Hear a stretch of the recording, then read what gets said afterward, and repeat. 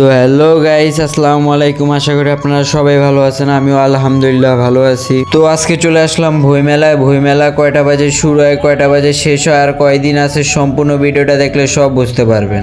আর guys, বইমেলাতে কিন্তু কাকাতুয়াও আছে। তো কাকাতুয়া এখনো শুরু হয়নি, আমি কাকাতুয়ার সামনে আসলাম, আর 15 মিনিট পর শুরু হবে। শুরু হলে আপনাদেরকে দেখাবো ইনশাল্লাহ। প্রতিবারের মতো ওমর একুশে বইমেলা ঢাকা সোহরাওয়ার্দী উদ্যানে উপস্থিত এবারও। বইমেলা শুরু হয় দুপুর 3টায় আর শেষ হয় রাত 9টায়। যেমন শুক্রবার আর অন্যান্য বন্ধের দিনগুলোতে শুরু হয় সকাল 9টায় আর শেষ হয় রাত 9টায়। বইমেলা শেষ হবে 15ই মার্চ, আর মাত্র 2 দিন আছে। তো গাইস, কাকা তো এখন শুরু হয়ে গেছে, দেখেন।